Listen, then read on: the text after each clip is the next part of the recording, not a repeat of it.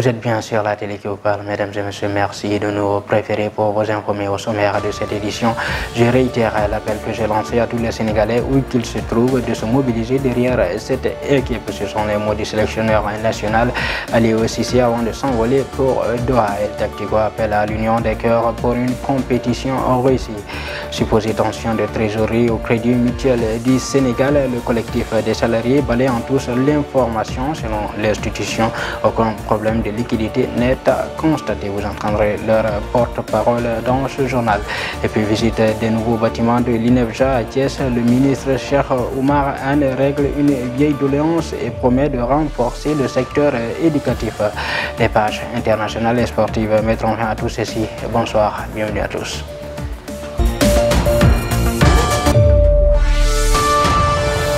Comme annoncé dans le sommaire, c'est à bord du vol Air Sénégal que l'équipe nationale et les membres de la Fédération sénégalaise de football ont rejoint Doha ce dimanche après un rassemblement à Paris. Mais le sélectionneur national, avant de quitter, a tenu à faire un appel à l'endroit de tous les Sénégalais aux prières et à l'union des cœurs. Nous suivons El Tactico.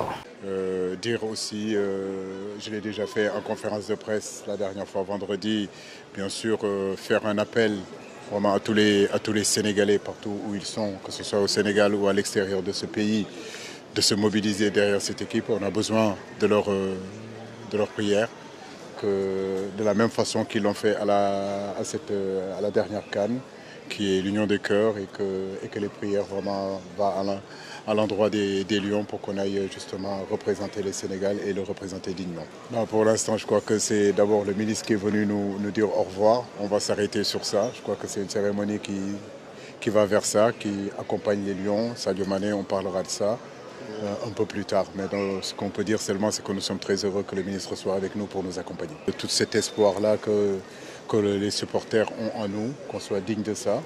Et qu'on soit ponctuel à ce début de compétition, qui est une compétition très difficile. Certes, mais je pense qu'aujourd'hui, avec l'accumulation des expériences et différentes cannes qu'on a eues, on est mieux armé et on a appris aussi à faire face à ces envergures, à ces défis d'envergure. Et puis le grand parti fait cap sur 2024. Le parti a procédé ce dimanche à un congrès d'investiture au CICES.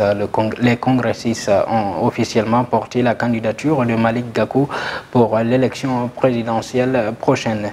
Votre engagement peut être fructueux. Une grande coalition Manko Yewwi Sénégal en 2024. Je la partage avec vous, a annoncé le président du grand parti de la chaleur ambiante. Ce lundi 14 novembre 2022 est dédié à la lutte contre le diabète au Sénégal. La maladie silencieuse continue de gagner du terrain. Près de 400 000 personnes sont concernées par le diabète. Nous suivons le point. Ce lundi 14 novembre, la communauté internationale célèbre la journée mondiale de lutte contre le diabète. Au Sénégal, la maladie tue en silence. Selon les autorités médicales, à savoir le ministère de la Santé, près de 400 000 personnes sont concernées par la maladie avec un taux de prévalence de plus de 3%. Selon le docteur Moustapha Diop, directeur de la lutte contre la maladie du ministère de la Santé, les dernières estimations de l'OMS montrent qu'il y a plus de 500 millions de personnes dans le monde qui souffrent du diabète et qu'au Sénégal, nous sommes à une prévalence de 3,4%, soit près de 400 000 personnes qui sont touchées par la maladie et malheureusement avec parfois des complications redoutables, insuffisance rénale chronique, les amputations, les handicaps au niveau visuel et même génital. C'est un ensemble de complications pour lesquelles nous sommes là pour donner les messages qu'il faut surtout dans la prévention qui concerne les mesures d'hygiène, l'alimentation et surtout la pratique du sport, a-t-il martelé. Par rapport à la prise en charge des maladies chroniques non transmissibles, ce dernier de faire savoir que l'État du Sénégal a fait des efforts extrêmement importants par rapport à la lutte contre le diabète pour alléger, n'est-ce pas, la souffrance des des patients en créant d'abord une division de lutte contre les maladies non transmissibles au sein du ministère de la Santé. La disponibilité d'un plan de lutte contre les maladies cardiovasculaires et les maladies métaboliques, mais surtout la subvention de l'insuline qui est passée de 300 millions à 500 millions en francs CFA. En tout cas, aujourd'hui, un flacon d'insuline coûte 1000 francs CFA au Sénégal. Je vous le disais dans les sommaires, le collectif des salariés du Crédit Mutuel du Sénégal est monté au créneau et balayant tous les informations portées par certains membres du personnel faisant état d'une tension de trésorerie que traversait l'institution. Selon Laurent César Colli, le porte-parole du collectif, à l'heure actuelle, l'institution ne connaît aucune difficulté financière. Nous le suivons. La situation du Crédit Mutuel du Sénégal est en fait très louable, salutaire. Le Crédit Mutuel se porte très bien, machallah. Aujourd'hui, on est stable, on n'a aucun problème de liquidité dont les gens parlent. Il n'y a aucun problème. Nos résultats ont augmenté depuis 2019 du moins. D'année en année, sur les 3 dernières années passées, d'année en année, notre résultat augmente au moins de 1 milliard. Au moins de 1 milliard. Donc, je pense qu'une entreprise qui est dans cette dynamique-là, on ne peut pas dire que c'est une entreprise qui est en difficulté. Les gens là qui sont en train de parler, ils sont en train de dire des choses qui ne collent pas à la vérité. Ce point de presse que nous avons fait, c'est pour en fait rassurer les sociétaires, rassurer les populations du Sénégal. Ceux qui sont derrière moi, c'est des élus. C'est des élus de l'Union du Crédit Mutuel du Sénégal. Donc membres du CA de l'Union du Crédit Mutuel du Sénégal, c'est des élus des caisses de base qui sont venus de l'ensemble des contrées du Sénégal. Nous avons Tamba, Ziguinchor, Saint-Louis, ici dans Dakar, Kaolack, Thiès, ils sont venus de partout, même des îles du Saloum. Pour vous dire que, en réalité, le CMS est une grande entreprise. Et encore une fois, nos fonds propres tournent autour de 62 milliards. Ce que je dis là, la Banque centrale peut attester ça. La coalition And Gossem et l'intersyndical maintient son mot d'ordre de grève générale de 96 heures dans toutes les collectivités territoriales le mardi 15, le mercredi 16, le jeudi 17 et le vendredi 18 novembre 2022 avec grève de 48 heures jeudi et vendredi avec respect notamment des urgences et du service minimum. Une marche nationale le mercredi 23 se tiendra au niveau de toutes les capitales régionales avant de faire l'évaluation le 26 novembre prochain. Et puis le ministre de la Justice, Ismaïla Major Fall, va procéder à l'inauguration du centre de surveillance électronique situé sur l'avenue Léopold Sédar Senghor ce mardi 15 novembre. La cérémonie est prévue à 8h30 sous la présence effective des ministres de l'Intérieur et des Forces armées. Deux ministres, un autre, je vous le disais également dans le sommaire, le ministre de l'Éducation nationale, Cheikh Oumar Anne, qui était à Thiès ce week-end, s'est rendu à l'hôpital Modakan où il a fait son cycle primaire, puis à l'Institut national d'éducation et de formation des jeunes aveugles en abrégé INEFJA pour procéder justement à une visite de nouveaux bâtiments de la dite structure. Le ministre de l'Éducation nationale, Cheikh Oumar Anne, a promis de régler d'ici l'année prochaine l'extension des dortoirs. Suivez. C'est ici que j'ai fait mes études primaires. Je reviens pour voir l'état des choses et savoir ensuite comment s'y prendre pour l'amélioration de la qualité de l'enseignement. Sinon, nous sommes nombreux à commencer par là. Mon collègue ministre Mamadou Talla est également venu ici à Thiès. Maintenant, les travaux avancent. Je ferai tout mon possible pour que le reste du matériel arrive d'ici la semaine prochaine et que le reste du travail commence également. Nous ferons aussi en sorte que les dortoirs puissent être prêts à temps pour faciliter aux apprenants un bon apprentissage. Donc, j'ai pris cet engagement pour le bien de l'éducation parce que c'est ça ma mission.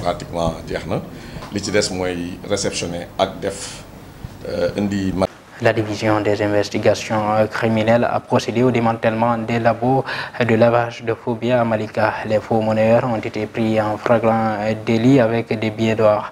Les mises en cause n'ont pas hésité de mouiller Ali Diaw, déjà arrêté par la gendarmerie de la Foire. Il détiendrait 300 millions de francs CFA en stock. Par ailleurs, la douane a saisi une contre-valeur de 905 millions de francs CFA entre Thiès et Dakar. 6 individus arrêtés.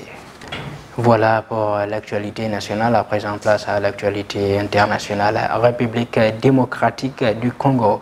Ouverture du procès de l'ex-conseiller présidentiel Simanga pour corruption. Attentat d'Istanbul. Le gouvernement turc annonce l'arrestation de nombreuses personnes.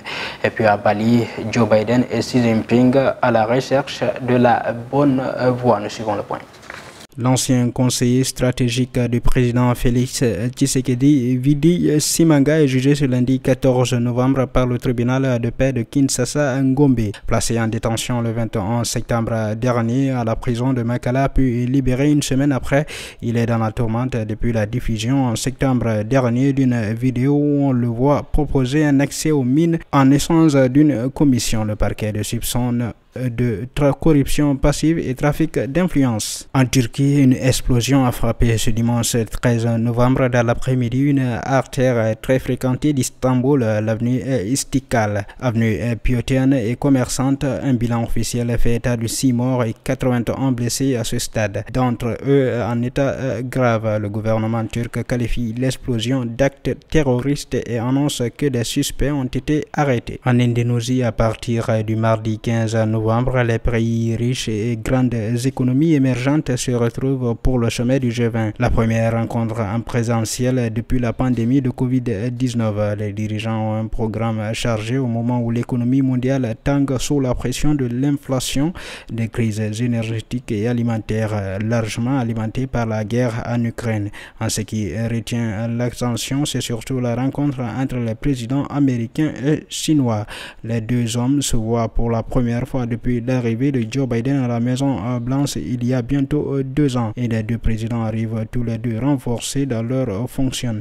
Joe Biden, après la bonne résistance des démocrates aux élections de mi-mandat aux États-Unis, et Xi Jinping en obtenant sa reconduction à la tête du parti de l'État lors du 20e congrès du PCC. Place à la page sportive. Les Lions du Sénégal sont bien arrivés à Doha dans la nuit d'hier. CAN Handball féminine 2022. Sénégal-Cameroun bataille pour la première place ce soir. Série A, le Milan AC voudrait se séparer de Fodé Ballo-Touré en janvier prochain. Le point. C'est à bord d'un vol spécial de la compagnie nationale Air Sénégal que les Lions ont embarqué depuis l'aéroport Charles de Gaulle pour rallier Doha.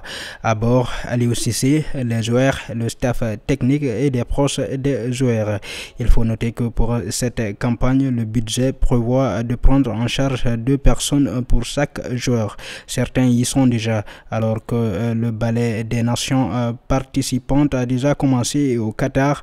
Les champions d'Afrique ont atterri hier aux environs de minuit.